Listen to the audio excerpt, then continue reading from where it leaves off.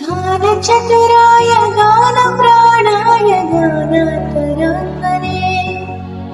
गानोत्सुकाय गानमत्ताय गानोत्सुकमनसे